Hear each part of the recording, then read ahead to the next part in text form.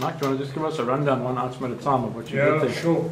What I'm doing is just sorting the material, chaps. What I've done in your batch, you will have 4 pieces of peacock herl. You only need 3. I've just given you a spare one in case you break off when you twist it into a rope. 1 piece of crystal flash. Just hold it in front of your chest. Okay. So the camera can see. I don't know if you can see that piece of crystal flash. Piece of very fine copper fuse wire. Okay. Then a small section of Antron yarn, which is going to be used for the tail. 3 1 grub emerger caddis hook. Okay. A piece of netting, tiny piece of netting, and of course your styrene ball. Okay.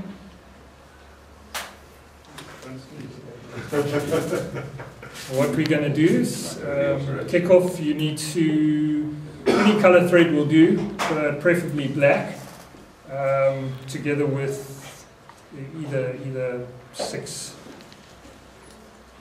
or 3. You see with 6 then you're going to have to mount it. Most. Yeah, we're fine. What you're going to do is you're going to lay a very short foundation of thread, roughly 3 mil, no more than that. No more than that's needed at this stage, and then just cut off the tag end. And your next step is you're going to take your styrene ball and you're going to put it into your netting, and then just close it around. Don't twist it. The important thing is not to twist it, because you find it will just come untwisted and then it hangs in the netting instead of being tight. Okay? And then you're going to, with your thumb and your forefinger, your left hand, you're going to place it down on top of the shaft, and then you're going to wind a handful of turns. Just make sure it stays on the top of the shaft. It doesn't swing to the side, to the left or the right. It's important that it sits up straight. Okay. You can tie it in a couple of mils, because that builds it up and forms like a thorax. Take your scissors and then simply just get in there.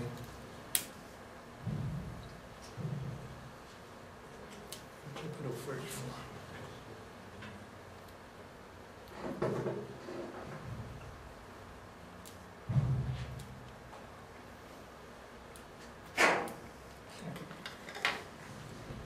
And it's just simply a matter of just winding the thread over the remaining netting on the shaft, like so, and then taking your thread all the way down the shaft. And this is quite important, because you want to get that question mark effect, and the only way you do that is to take your thread right down as far as you can on the bend, because that's your base where you're going to tie all the material, starting with your antron, which forms the tail. Yeah. Taking your antron between thumb and forefinger and just give it a couple of pulls to get it smoothed out a bit. Okay, between thumb and forefinger, close as possible, and around of the hook. So what I've done is I've started higher and I've worked downwards, and that's about the point I like. 4 or 5 mils up from the barb. And I normally like to just trim that nice and tight and take off the excess. Thread once or twice. I'm not going to take it right back to the eye, because I'm now going to perform the last stage of placing material in. Your 3 peacock herls. Now the important thing about this is you don't want the very end, because otherwise more often than not, what happens is as you form a rope, it will break off. So you want to get up appreciable way into the hole where you've got the thick getting interested. Tying that in on a shaft where it's comfortable for you to manage, and then going all the way back down the shaft until you get to the point where you started your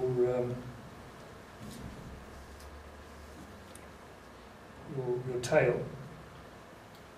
You can then wind through carefully, like so. Okay. And then just leave your bobbin for the meantime. Like so. And this is the part that requires delicate fingers, because you don't want. I don't normally twist the vise here because the hook is at an angle.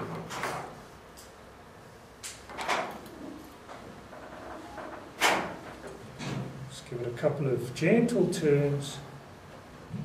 As you do so, with every round, every time you take it around the shaft, you can just twist it once or twice.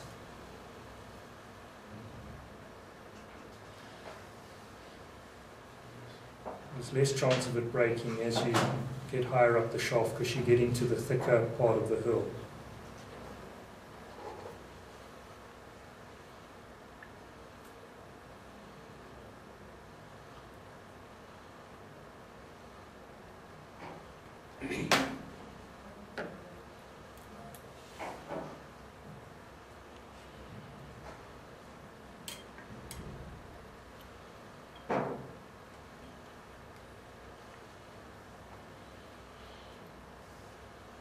Excuse me if I lack the hand skills that you would normally see of a fly tie. I'm self-taught. I'll just do what I believe works. Okay, a couple more times around there. Shorts.